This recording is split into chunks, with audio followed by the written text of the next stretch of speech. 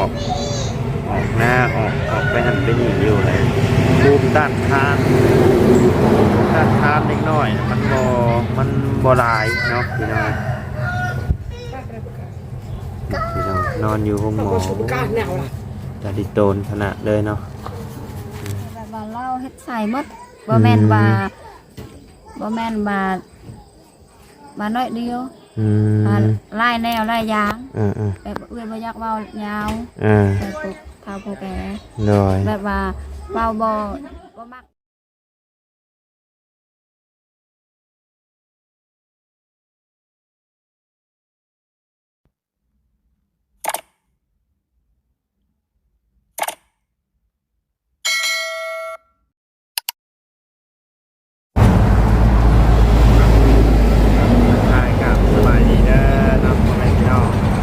ซีเบอร์ทุกคนเนาะเพราะว่าซื้อให้ระดับประเทศที่ต้อนรับเข้าสู่ช่องบ่ไรคือเก่าพี่น้องเลยพบเจอกันอยู่เพื่อนแม่น้องใจดีคือเก่าเนาะพี่น้องเลยมื้อนี้ก็ว่าพี่น้องเลยเนาะถือว่าเป็นที่ว่าเดือนไปข้างในกับพ่อแต่เคสที่แม่กับลูกเนาะมาแต่กรุงเทพแม่ตายอยู่เสียชีวิตอยู่รถทัวร์เนาะพี่น้องโอ้ดูเพียงแต่5 ปีเนาะพี่น้องเห็นแล้วบั่นทอนจิตใจขนาดเลยพี่น้องกำลังสิพาลูกพาเต้าเมื่อเพื่อนชานเนาะแต่กับบ่ฮอดชับพี่น้องเลยกุญแจล็อกล้อรถมอเตอร์ไซค์มีสัญญาณการขโมยในตัว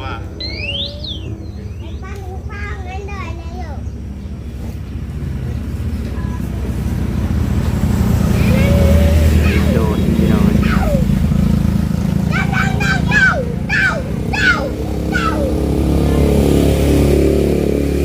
เดินไปทางไหนก็มีแต่พ่อข่าวเพิ่นเมเสียชีวิตค่ารถทัวร์พี่น้อง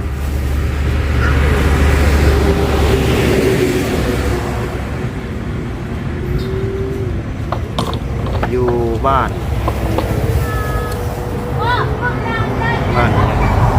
เขตบ้านบ้าเพิ่งนี่แหละเดี๋ยวซองผมแถวแก้งเกาะนี่แหละพี่น้องพอดเนาะ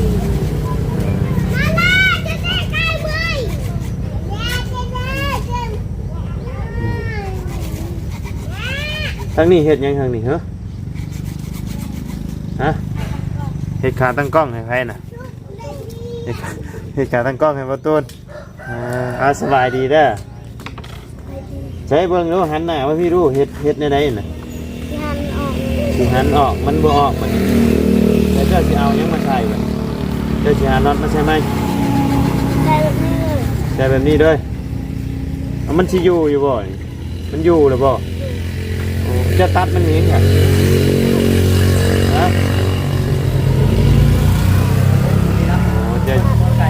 มันเอาขึ้นนี่มันแน่นนะบ่โอ้มันได้แล้วชำนี้ก็ได้แล้ว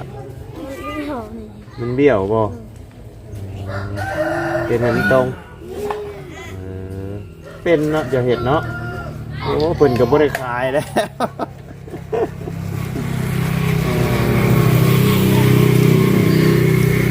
ครับนี่เราเลยกาทางประสางยาวเนาะพี่น้องเพิ่นก็ได้ส่งเสียงมาหาทางบ่ไล่เนาะว่าทางน้องลักกี้เราหมอเนาะบ่สบายทางน้องลักกี้เพิ่นกับพี่น้องปอดขึ้นแห้งเนาะโอ้ยเป็นตาลีโตนพี่น้องเลยก็คือบ่ไล่บอกเพิ่นนั่นแหละพี่น้องมันเล็กน้อยเนาะเล็กน้อยเลยเพิ่นพาไปมองนั่นมองนี่มองนั่นออกหน้าออกไปหันไปนี่อยู่เลยภูมิต้านทานเล็กน้อยมันบ่หลายเนาะพี่น้องนอนอยู่ห้องหมอจะดิโตนขนาดเลยเนาะ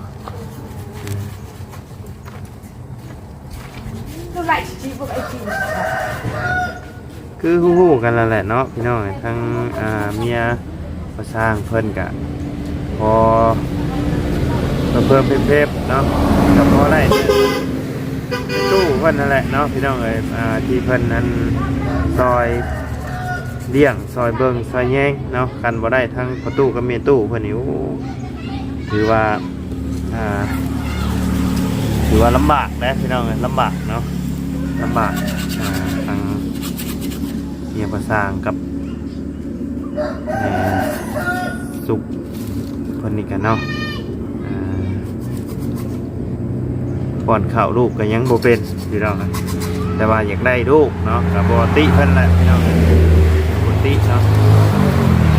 ได้เนาะ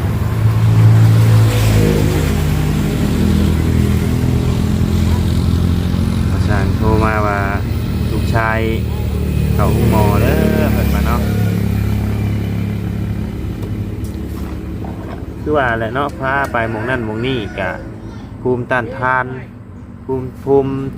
ของเล็กน้อยแหละพี่น้องเลยเล็กน้อยยังบ่พอเดือนเนาะเพิ่นกะพาไปหม่องนั่นหม่องนี่หม่องนั่นเดียวพอช่างกระโทรมาจมโอ้เมื่อยกะ FC เพิ่นก็เตือนไลน์นะทางพอช่างนะพี่น้องเลยว่าก่อนจะเอาเล็กน้อยมาเลี้ยงนี่กะต้องมันลำบากนะเพื่อจะเลี้ยงเด็กน้อยคนหนึ่งใหญ่เนาะแต่ว่าเพื่อนก็ยังยืนยันว่าสิเอามาเลี้ยงเนาะแต่พอเอามา จมแล้วพี่น้องเลยเมื่อยว่าเนาะโอ้ทางบ่ไล่ก็ได้ว่าโอ้มันก็สุดแล้วเพื่อสิเลี้ยงคนหนึ่งใหญ่เนาะพี่น้องเลยลูกเต้าเป็นไข่กะบ่มีเงินเพิ่นมาเนาะโทรมาหาว่าไรบ่มีเงินเติมน้ำมันไปเยี่ยมฮอดลูกเพิ่นมาเนาะก็ยังดีแต่ว่าทางประตูเพิ่นบ่มาจะจมยังบ่ล่ะนั่งจมอยู่จะจมหยังจมไอ้ให้พ่อช้างนะจมเป็นอะไรช้างคอยพ่อช้างยาวเป็นอะไรล่ะแล้วโทรมาจมใช่ข่อยอันว่ามึงมีเงินไปหาหมอชวนลูกไปหาหมอหรอวะโอ้เจ้าให้เราเฮ็ดนี่ให้บ่ประตูนเก่งแน่ยอมรับยอมจักเฮ็ดเด้ก็ได้เพิ่นชอบมึงก่อนว่าสิให้ดอกกันเงินซื้อขนมว่าเป็นเจ้อโอ้เป็นไหนกาตั้งกล้องงักชื่อไม่ช้าชื่ออยู่หันหนักกันได้ชื่อเนาะกะแก้คัดไปก่อนเลยเบิ่งก่อนไอ้เอารุ่นของข่อยอยากได้อยู่บ่ได้ก็ได้ชื่อ380,000นักอยู่อันนี้ได้ค่ะอันนี้ก็บ่แม่น3พุ่นบ่80,000 80,000เนาะก็ถือว่าโอ้บ่ได้ดีน้องพักไม่ได้ลายป่ะเด็กค่าขนมเพิ่นจะหลอกพี่น้องไงได้หันหน้าพี่ให้เพิ่นเบิ่งนี่คือหันหน้าเขากุ๊กม่วงฮะเอาแล้วเป็นนั่นไหนแล้วเด้อไปเด้อโอ้เบิ่งตัวนี้มันตัดเนาะฝนสิตกแล้วนี่เนาะโอ้ฝนตกครับเขาบ่เฮ้ยตกแล้วทำไม่ได้กระไพครับแท้ครับกระไพบอกเพิ่มพลังก่อนโอ้คักแล้วพี่น้องบ่เห็นเปลวไฟได้นี่แต่มันมีไฟอยู่เนาะมีแต่เรื่องแต่เล่าเนาะพี่น้องท่านมาเข้าไปใน Facebook กะโอ้ยพี่น้องเลยภาพที่บั่นทอนจิตใจขนาดเลยเนาะแม่เสียชีวิตปะลูกเนาะลูกใช่ได้5 ขวบพี่น้องเลย5 ขวบหรือว่า5 ปีเนาะเสียชีวิตคารถทัวร์หรือว่าลาวเฮาเอิ้นรถมีเนาะพี่น้องเลย ก็น่าสงสารโยพี่น้องเลยอายุหาชิได้5 ปีลูกเพิ่นนะพี่น้องเลยแต่ว่าแม่บัดเสียชีวิตปะซับเนาะ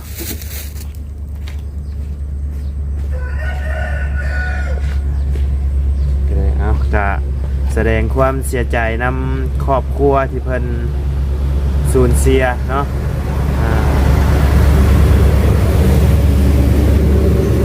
เสียคนไปเนาะกันเฮากับบ่ฮู้ว่าเป็นจังไดเนาะพี่น้องกันสงสารแต่เล็กน้อยเพิ่นนั่นแหละพี่น้องบ่ฮู้ว่าเพิ่นมีพ่อหรือบ่เนาะมีพ่อนำบ่หรือจังไดก็อะไรกันยังบ่ได้เบิ่งรายละเอียดดีอยู่แต่ว่าเดือนไปใส่ก็เห็นอยู่พี่น้องซื้อแม่ซื้อบอสเพิ่นเอาขึ้นในยุดในFacebook อยู่พี่น้องคันบ่ไล่ลงไปนี่พี่น้องสาวลาวอายุ29 ปีนอนเสียชีวิตอยู่เทิงรถทัวร์พี่น้องบ่ไล่ใส่กล่องน้ำอันโตหนังสือมันก็อาจจะนั่นแหละพี่น้องกลับหัวกลับหางเนาะกำลังจะเดินทางกลับบ่รู้จังไหนนี่พี่น้องอีโตนนี่ลูกหลานเอ้ยเหตุสะเทือนใจทางคันรถแม่สาวลาวอายุ29 ปีจากบ้านคำศิลาบ้านคำศิลาพี่น้องเมืองจำพรแข่งสวรรณเขตเดินทางพร้อมลูกชายเดินทางพร้อมลูกชายอายุ5 ปีขึ้นรถทัวร์จากกรุงเทพเพื่อกลับบ้านแต่ก่อนขึ้นรถมีคนลาวนำกันเห็นว่าสีหน้าของแม่บ่ค่อยดีเมื่อถามก็ตอบว่าย่านเมารถผู้เสียชีวิตเคยขอนั่งนำกลุ่มคนลาวแต่ทางแอดรถแจ้งว่าต้องนั่งตามเบอร์บอนนั่งและระหว่างทางอาการก็เที่ยและลุกไปห้องน้ำถ่ายรถก่อนจะสุดลงนอนบริเวณท้ายรถจุดที่รถผ่านครับจุดที่บีบหัวใจที่สุดคือลูกชายน้อยอายุ5 ปีห้องไห้และพยายามเอิ้นแม่ตลอดแม่ตื่นกลับบ้านจนผู้โดยสารหลายคนกั้นน้ำตาบ่อยู่เหตุเกิดเวลาประมาณ6 โมงวันที่16 ครึ่ง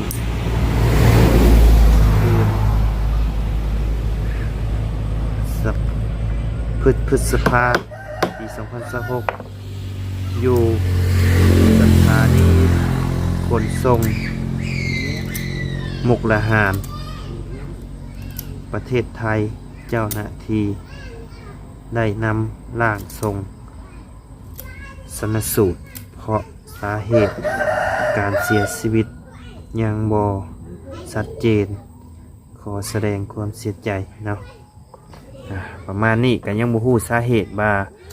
เพิ่นเสียชีวิตย้อนสาเหตุหยังเนาะพี่น้องก็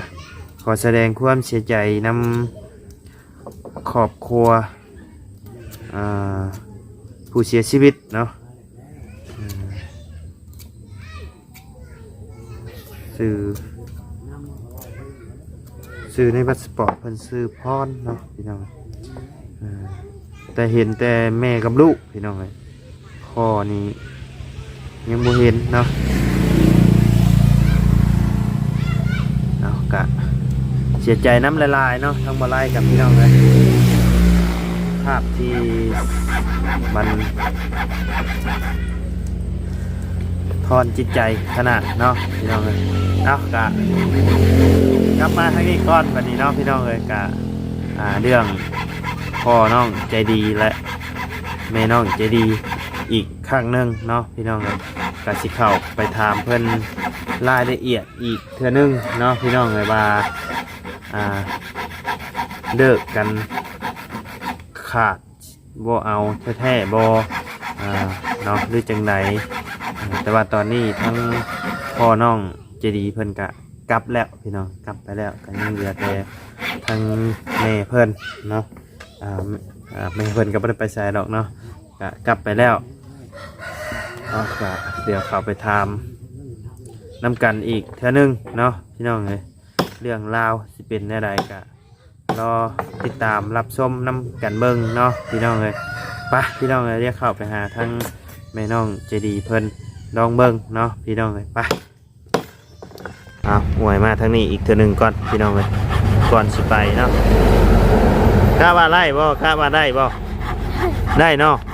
100บ่90โอ้ยเนาะแต่ว่ารอบก่อนกับทั้งน้องเพิ่นได้เฮ็ดให้ว่าตูนกับพี่น้องเลยถือว่ามีพรสวรรค์ในร้านซ่อมร้านแปลงเนาะพี่น้องเลยเจ้าเฮียนจบจะใหญ่มาเจ้าอยากเป็นยังฮะเอาแบบว่าในความคิดนะอยากเป็นยังโอ้โหอย่ามาไอ้มักไปพายแบบว่าซ่อมแปลงอีหยังมักแน่นี่บ่มักอยู่บ่ซ่อมรถซ่อมหยังนี่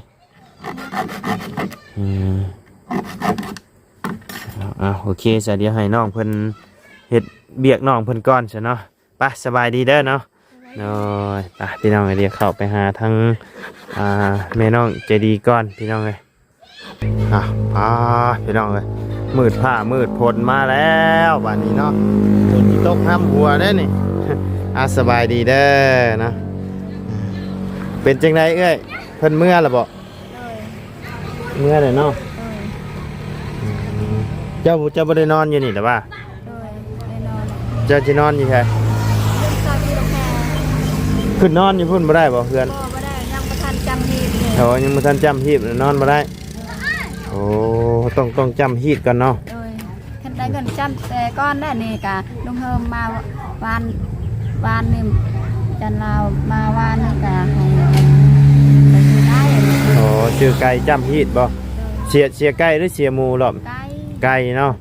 แล้วเจ้าก็สามารถขึ้นอยู่พุ่นได้บัดนี้คือ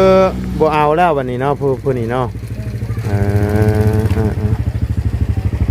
เป็นจังใดก็แม่นบ่เอาแล้วว่าก็มีทาง FC เพิ่นก็คอมเมนต์มาหลายอยู่พี่น้องเอาไปก็สิลำบากใจเจ้าคือเก่า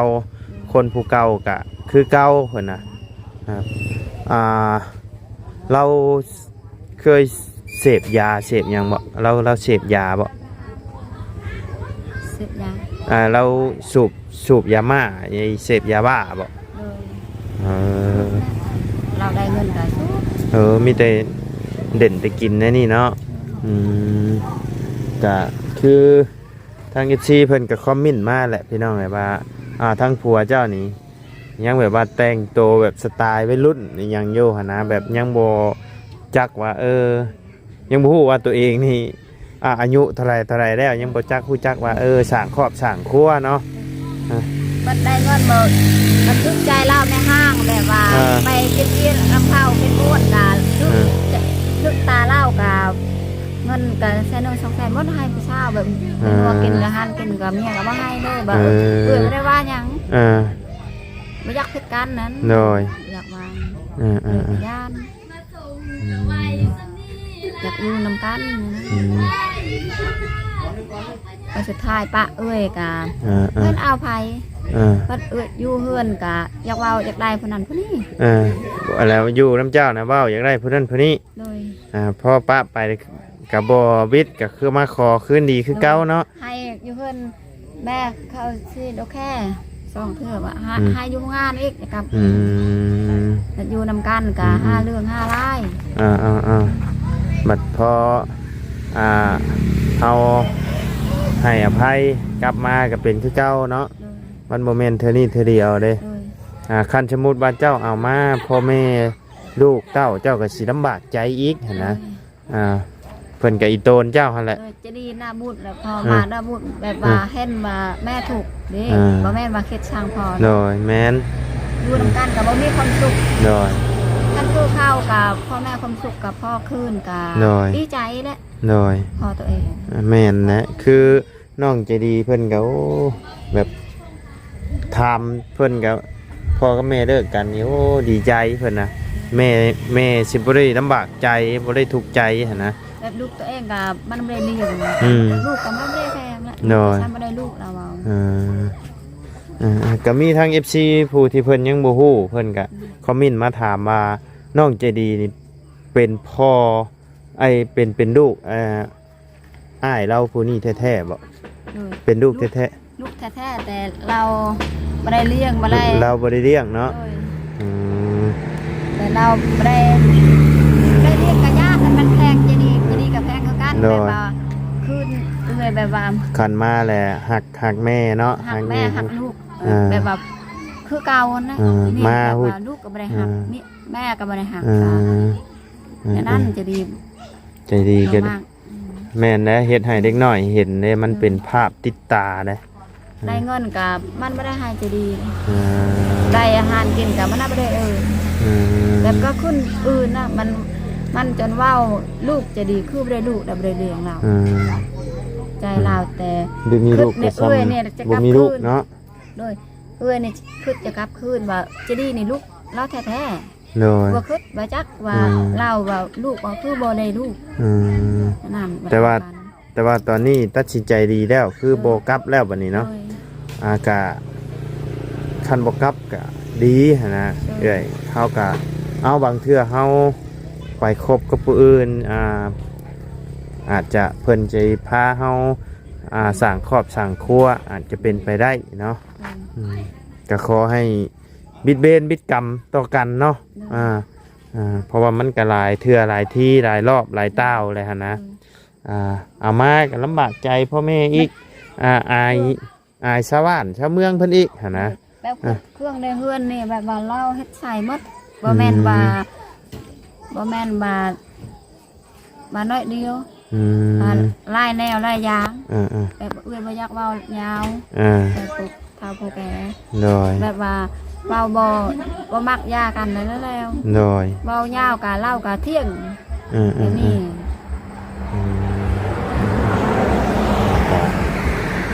มีแต่ตามนั่นแหละเนาะเพิ่นขอย่านแต่เพิ่นมายังมื้อคืนเพิ่นมื้อนี้นอนอยู่เฮือนซาซิดอกแก้มีแต่ไปนอนอยู่พุ่นแล้วเครื่องคองตัวใดมันจำเป็นเฮาก็เอาไปไว้พุ่นย่านเพิ่นมาทุบมามั่งมากมาพักกลางคืนแหละคือเรานอนอยู่เลยบ่เฮ็ดมันเรามาก็นอนมื้อนี้ไปบังกินมื้อนี้แล้วทีนี้ให้แม่อีกกินมื้อเราเนี่ยถ้าแบบว่าน้ำก็ปะอยู่นี่ข้าวปะอยู่นี่ก็ได้โดยปะบ่ได้แล้วฉันก็พากไว้อยู่นี่ก่อนก็ได้คำบ่อยากแบกขามไปพุ่นกันนะผู้นี้เป็นเอื้อยหรือเป็นน้องเป็นน้องเนาะแต่เราเอาพวกก่อนโอ้รถโอ้ยเสียวเลยเนาะโอเคจะจังใดก็สู้ๆเด้อเด้อเนาะคันเป็นไปได้ก็คันเลิกได้กะเลิกซะนะเพราะว่าทั้ง24เพิ่นก็สนับสนุนบ่ให้เอานะบ่ให้กลับไปอยู่กับลูกกับเต้านี่ก็คือสิมีความสุขกว่าอยู่กับผัวนะบางเทื่อเฮาอยู่ไปอาจจะมีคนที่ดีๆเข้ามาหาเฮาก็ได้อาจจะบ่รออาจจะบ่รวยแต่เพิ่นช่วยเฮาทำมาหากินก็โอเคนะคือได้ยินทางน้องเลี้ยงเพิ่นว่า คันพอน้องเจดีตัดผมมานี่แล้วว่าเอาใส่ข่อยนี่ว่าจะจิกลับคืนหาเล่าแล้วล่อนะพ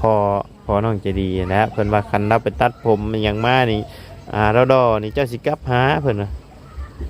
มันกับโบเกียวแล้วเนาะพอจะดีเปล่าแมนมันเบาตัวเองเบาเนี่ยยากันแล้วแต่ยังคืนมายังกล้าเราก็มั่นใจแล้วเลยกันนั่นแหละเฮาบ่จำเป็นต้องหาแบบว่าคนที่รอเอียงก็ได้เนาะแบบว่าใจใจดำนี่แบบดอแต่คือในนี่แหละนี่แต่เราก็ถือว่าคนก็หน้าตาดีนะแต่ว่า